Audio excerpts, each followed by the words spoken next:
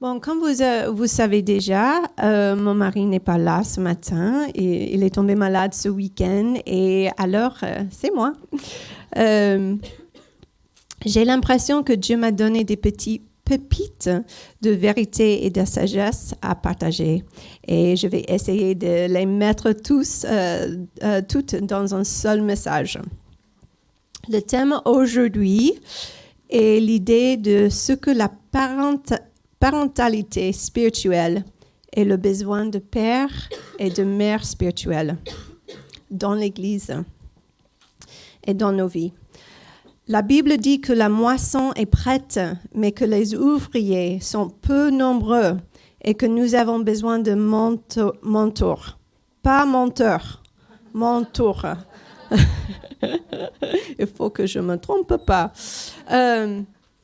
Il y a un mentor et un professeur à un séminaire de Denver, Randy McFarlane, et il dit ceci.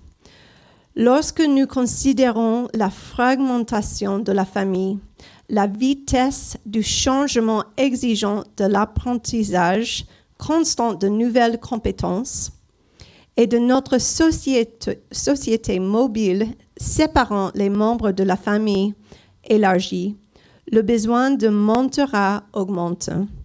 Nous oublions souvent à quel point c'est puissant lorsque quelqu'un croit en nous.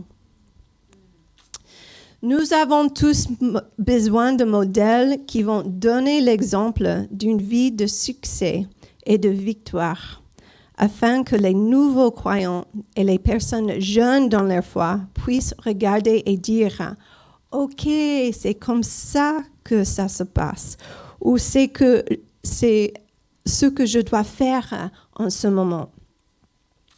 Nous avons besoin de modèles qui savent comment se repentir et pardonner.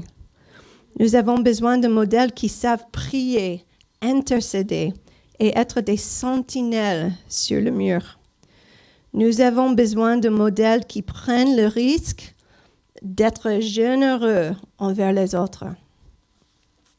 Nous avons besoin de modèles qui ont une foi folle, qui croient que Dieu peut tout faire et sont prêts à tout faire. Ce sont des pères et des mères spirituels. Voilà ce qu'ils font. Ils croient et s'investissent dans la jeune génération, transmettant un héritage de sagesse et d'espoir. Ils sont des modèles. Sans eux, les chrétiens restent des enfants spirituels qui ont besoin d'être nourris à la cuillère par le pasteur ou un autre membre de l'Église. J'aime la façon dont l'apôtre Paul se voyait comme un parent désireux de voir Christ formé dans ceux qu'il servait. En Galates 4, verset 19, il dit « Mes chers enfants, pour lesquels je suis encore dans les douleurs de l'enfantement, jusqu'à Christ soit formé en vous. » Devenir un parent spirituel, c'est présenter au Seigneur d'autres personnes mûres en Christ. En Colossiens 1, verset 28, nous lisons « Nous l'annonçons en avertissant et en instruisant toute personne en toute sagesse, afin de présenter à Dieu toute personne devenue adulte en Christ. » Les mères et les pères spirituels portent du poids.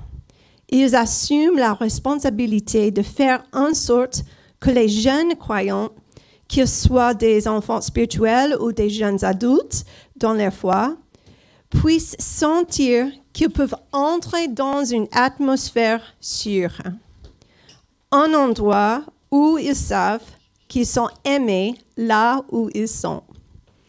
Ces jeunes croyants n'ont pas à marcher dans la peur s'ils font des erreurs. Ils n'ont pas à craindre d'être rejetés s'ils prennent une mauvaise décision. C'est ce que font les parents naturels. Ils aiment leurs enfants et s'efforcent de leur offrir un endroit sûr où ils peuvent rentrer chez eux, se détendre et ne pas avoir l'impression de devoir tout faire. De la même manière, nous voulons établir un environnement saints dans l'Église. Ce qui fait une Église grandie devient plus forte et plus grande, tout en restant saine. C'est le fait que les enfants spirituels deviennent de jeunes adultes qui plus tard deviennent des mères et des pères spirituels. En 1 Jean 2, versets 12 jusqu'à 14, on voit 3 types de croyants. On lit « Je vous écris, petits enfants, parce que vos péchés vous sont pardonnés à cause de son nom. Je vous écris Père, et on va ajouter Mère aussi, parce que vous avez connu celui qui est dès le commencement. Et je vous écris jeunes gens, parce que vous avez vaincu le malin. » On voit les enfants spirituels, on voit les jeunes hommes et femmes, et on voit les pères et les mères spirituels. Tous ces éléments font partie du processus familial naturel et spirituel.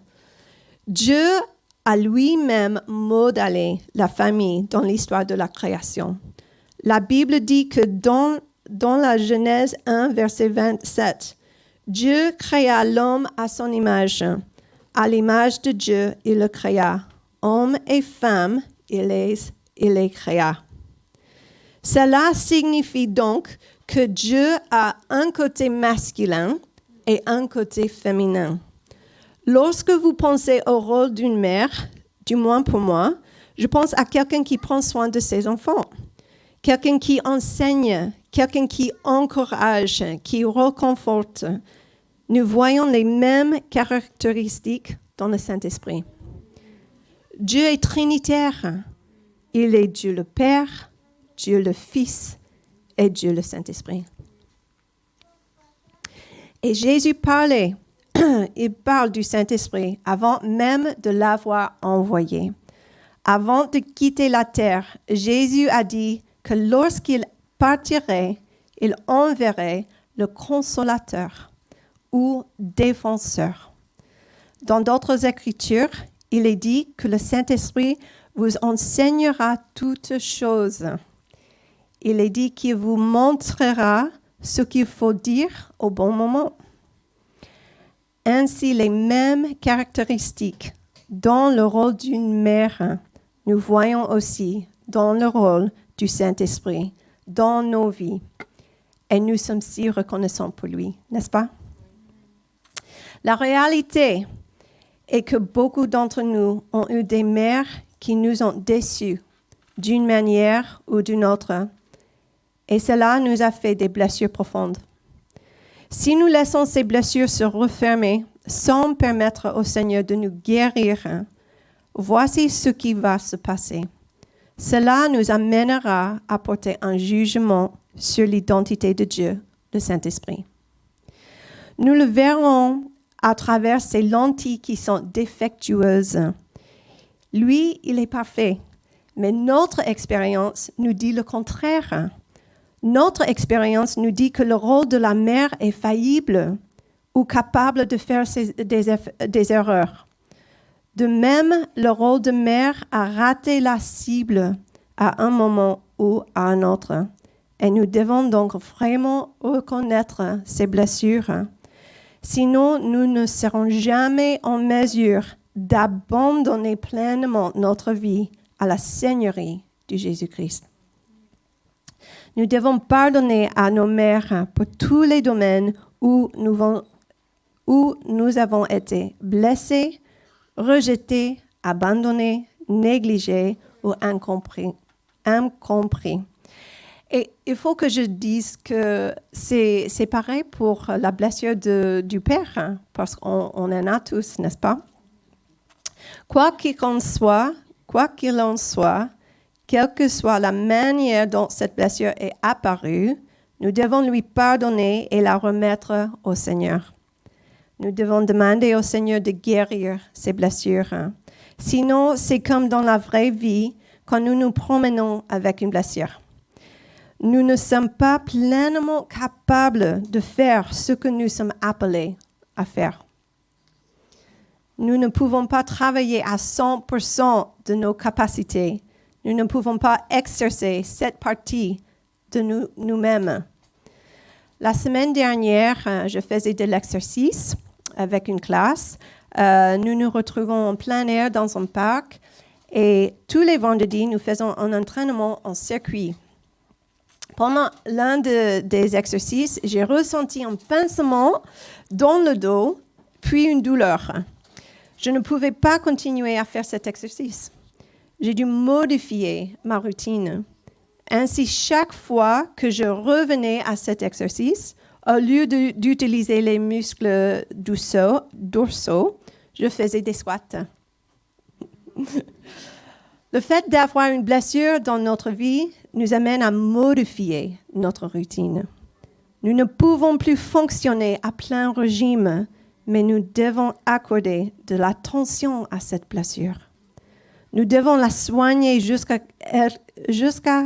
elle soit guérie. Lorsque nous sommes blessés spirituellement ou émotionnellement, c'est le même scénario. Nous devons prêter attention à cette blessure. Pourquoi ne pas aller voir celui qui peut nous guérir complètement, c'est-à-dire le Seigneur? Permettez-lui de guérir cette blessure afin que nous puissions être pleinement restaurés pour accomplir la destinée que Dieu a placée sur nos vies. Nous devons donc reconnaître la blessure de maman. Et d'ailleurs, papa. Nous devons chercher le Seigneur pour la guérison. En faisant cela, il nous donne une nouvelle perspective et la gratitude entre dans nos cœurs. Nous pouvons trouver des choses pour lesquelles nous sommes reconnaissants. La plupart d'entre vous, peut-être, ont déjà entendu mon histoire, mais je vous dirais que je suis reconnaissante que ce soit ma mère qui m'a fait découvrir Jésus. Et je ne peux imaginer un plus beau cadeau que celui qui m'a offert ma mère. Je lui suis très reconnaissante pour le rôle qu'elle a joué dans ma vie. J'ai mentionné les 3 types de croyants dans l'Église. Premièrement, il y a les enfants spirituels. Nous commençons tous par là, n'est-ce pas? En tant que nouveaux croyants, notre foi est jeune. Nous sommes passionnés et zélés et tout est possible. C'est tellement rafraîchissant et génial. Et en fait, ce sont des grands attributs qui, espérons-le, resteront avec nous tout au long de notre vie en gardant notre foi en feu. Mais en grandissant et en mûrissant, nous devenons moins égocentriques ou intéressés et nous commençons à regarder ce qui nous entoure. Nous cherchons comment nous pouvons servir, comment nous pouvons utiliser nos dons de manière pratique et être une bénédiction pour les autres. Et notre foi grandit en même temps pour devenir une foi plus mature, une foi de jeune adulte. C'est à ce moment-là que les pères et mères spirituels nous considèrent comme capables d'assumer plusieurs responsabilités et nous confient différentes tâches ou missions. Le fait de porter certains niveaux de responsabilité sans avoir à porter toute la responsabilité nous donne l'opportunité d'essayer des nouvelles choses et de prendre un nouveau risque. Qu'il s'agisse de travailler dans l'église des enfants ou de rejoindre une équipe d'évangélisation dans les rues, c'est ainsi que nous passons de l'état d'enfant spirituel à celui de jeune adulte spirituel et finalement à celui de mère et de père. 2 choses me viennent à l'esprit lorsque nous parlons de mère et de père spirituel. L'intérêt et capacité. Lorsque Matt et moi vivons encore à Houston, au Texas, notre fille Elizabeth, elle avait 2 ans. Nous avions amené des élèves à Austin pour une conférence. Et pendant que nous étions là, on a reçu un mot prophétique. La parole était la suivante. Dieu nous appellerait et comme une flèche dans son arc, il nous enverrait et nous planterait dans une ville et ferait de nous un père et une mère dans cette ville. Le timing de cette parole était si intéressant, presque hystérique, parce que j'avais un enfant de 2 ans et j'étais tout le temps épuisée. C'était une bonne journée si je pouvais prendre une douche. L'idée de materner plus d'enfants était tellement écrasante. L'idée de materner une ville était absurde. Je ne pouvais même pas envisager cette idée. Je n'avais aucun intérêt et je n'avais certainement pas la capacité. Mais n'est-ce pas tout à fait le genre du Seigneur de faire naître une chose, de prophétiser dans notre maintenant, dans le jour présent, pour quelque chose qui se produira dans notre futur? Pourquoi fait-il cela? Parce qu'il est bon, parce qu'il veut nous donner de l'espoir, parce qu'il aime insuffler la vie dans un moment difficile, éprouvant et pénible. Et ça m'a fait rire, un peu comme Sarah quand elle a appris qu'elle allait être enceinte. Elle connaissait son état. Elle connaissait toutes les fois où elle avait essayé d'avoir un bébé et n'avait pas pu en avoir. Toutes les tentatives ratées et rien ne s'est produit. Et donc pour elle, cette idée, cette pensée divine était absurde.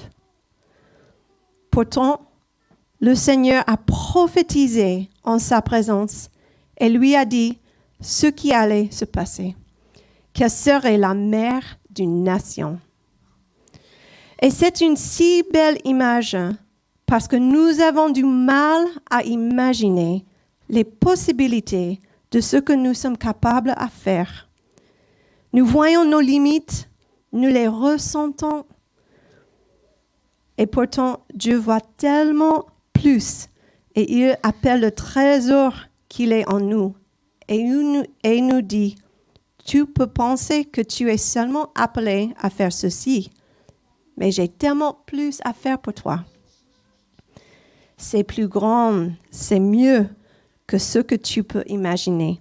Et donc, ne te limite pas. Ne reste pas dans cet état actuel. Je vais t'appeler pour que tu en sortes et je vais faire en sorte que ça va arriver. Et c'est vraiment la clé. C'est Dieu qui fait en sorte que cela se produise. Nous nous associons à lui dans notre disponibilité et nous disons simplement « Oui, Seigneur ». C'est aussi simple que ça. Et il ne nous demande pas de faire des efforts. Il ne nous demande pas de serrer les dents et de forcer quelque chose à se produire. Dieu fera en sorte que cela se produise parce que c'est sa volonté. Il nous demande juste de lui dire oui. L'autre chose, c'est notre capacité. Sur le moment, quand j'ai reçu cette parole prophétique, je savais que ma capacité était si limitée. Je ne pouvais pas faire grandes choses, car j'étais fatiguée physiquement, mentalement et émotionnellement. Mais pourtant, petit à petit, j'ai fini par tomber enceinte à nouveau. Et puis à nouveau, et encore à nouveau. Dieu ne nous accable pas. Il ne nous donne pas plus que ce que nous pouvons supporter. Il est si fidèle. Quand je regarde en arrière, je vois le processus de ma vie et je vois le Seigneur me donner la grâce pour chaque moment. Et je me vois grandir dans cette grâce et grandir en capacité. Donc, quand vous vous lancez pour la première fois dans quelque chose, ça peut être intimidant. Ça peut être très intimidant. L'idée d'accueillir quelque chose chez moi me faisait peur quand j'étais plus jeune. Je me souviens que lorsque j'étais jeune mariée, j'ai organisé une baby shower pour une amie. J'étais tellement stressée par l'idée de l'organiser tout cela. Et les recettes que j'avais choisies n'étaient pas très bonnes. Et je n'étais vraiment pas une bonne cuisinière. Pour une raison quelconque, j'ai pensé que des aubergines rôties seraient un bon plat. Tout d'abord, si vous voulez manger des aubergines, vous devez les camoufler dans un gratin ou des lasagnes. Mais là, c'était juste de l'aubergine hachée.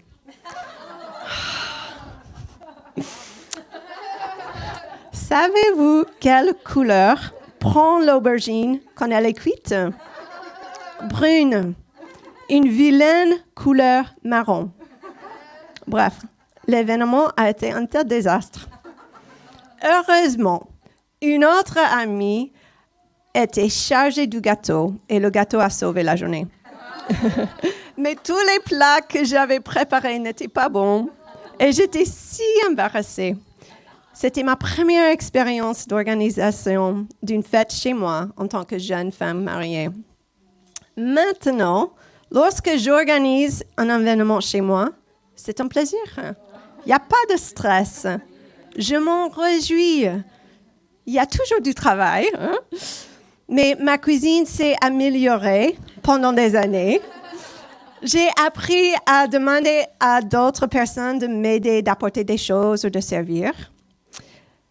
Pourquoi cela? Parce que j'ai grandi en capacité. Petit à petit, j'ai continué à permettre que ma maison soit utilisée comme un outil de ministère.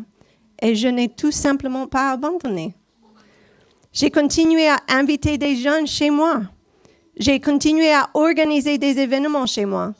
Et finalement, je suis arrivée au point où j'ai eu un succès. Et puis, un autre. Il y avait toujours quelque chose de nouveau à apprendre. Et je le mettais dans ma ceinture d'outils pour l'événement suivant. C'est cela, grandir dans la grâce et la sagesse. Dieu nous rejoint tout au long de ce parcours. Il bénit notre disponibilité et nous donne plus de capacité.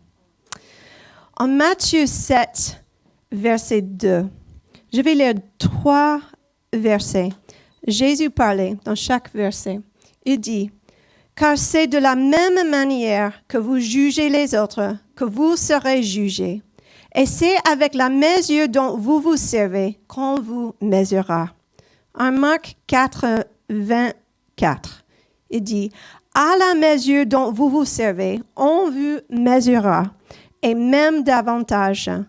À celui qui a, on donnera plus. Celui qui n'a pas, on lui enlèvera même ce qu'il a. » Et Luc 6, verset 38, encore on lit, « Donnez et l'on vous donnera. Une bonne mesure, pressée, secouée et débordante sera versée sur tes genoux, car c'est avec la mesure dont vous vous servez qu'on vous mesurera. » Jésus a été très clair sur ce principe. Il dit que quelle que soit la mesure que vous donnez, c'est cette même mesure qui vous reviendra, en bien ou en mal. Qu'est-ce que cela signifie? Ici, j'ai un petit exemple. J'aime les images. Voilà. Ici, 3 tasses à mesurer de tailles différentes. Je ne peux pas m'attendre à ce que Dieu déverse dans ma vie 7 tailles de tasses à mesurer, plein de bénédictions. Si je n'utilise que 7 tailles à mesurer pour déverser ma vie, c'est pas possible. Et pour le servir, il dit que ce que j'utilise, et c'est moi de choisir le doseur, celui que je choisis d'utiliser, c'est ce qui me sera rendu. Et donc je dis continuellement, oui, Seigneur, je suis disponible pour déverser ma vie pour les autres. Cela peut se traduire par la volonté de servir un repas à quelqu'un ou de nettoyer sa maison lorsqu'il est malade. Cela peut être de passer du temps avec le Seigneur dans la prière en intercédant pour une situation. Ou peut-être que c'est donner généreusement à quelqu'un qui a un besoin ou quelqu'un au coin de la rue. Ou encore dire oui à un travail dans le ministère de l'enfance alors que je ne me sens pas appelée à travailler avec les enfants. Ces sacrifices sont une partie de ma vie et c'est la mesure que j'utilise, c'est la mesure de mon amour, ma gentillesse, ma disponibilité et ma générosité que le Seigneur me rendra. Vous voyez? C'est comment on grandit. Nous ne pouvons donc pas nous contenter de regarder les autres et dire « Wow, il marche dans une telle révélation. Pourquoi est-il un si bon professeur ou enseignant et que je n'ai pas le même genre de révélation quand je lis la Bible ?» Eh bien, ce n'est pas nécessairement un don. Vous ne vous rendez peut-être pas compte du temps que cette personne passe à lire la Bible et à demander à Dieu de la comprendre. La mesure qu'elle utilise est le minimum de ce qui est déversé en elle. Et donc, si vous regardez d'autres personnes et vous voyez des qualités que vous admirez, commencez à déverser votre vie. Commencez à élargir la tasse à mesurer de votre vie dans ce domaine. Parce que nous pouvons croire que la parole de Dieu est vraie et nous pouvons nous appuyer sur cette promesse. En faisant cela, il élargit notre capacité et avant que nous le sachions, nous grandissons en maturité. Si nous sommes un nouveau croyant et que nous nous rendons disponibles pour le Seigneur, nous devenons un jeune adulte spirituel. Et au fur et à mesure que nous devenons plus disponibles pour le Seigneur, que nous prenons plus de risques, que nous écoutons sa voix pour nous parler et que nous répondons dans l'obéissance, alors il nous donne plus de responsabilités. Jésus a dit, « Celui à qui l'on peut faire confiance avec très peu de choses, peut aussi se voir confier beaucoup. » Il dit que si nous sommes fidèles avec peu de choses, nous serons fidèles avec beaucoup.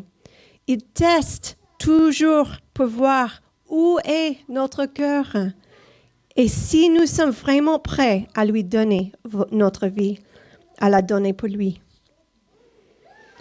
Jésus dit en Matthieu 16, verset 24, « Si quelqu'un veut venir après moi, qu'il renonce à lui-même, qu'il se charge de sa croix et qu'il me suive. » Il ne s'agit pas seulement de suivre Jésus, mais nous devons aussi renoncer à notre propre volonté égoïste. Nous mourons à nous-mêmes en prenant notre croix et en suivant Jésus. À quoi cela ressemble-t-il? C'est très pratique. Chaque jour, soyez disponible pour qu'il vous parle et vous utilise.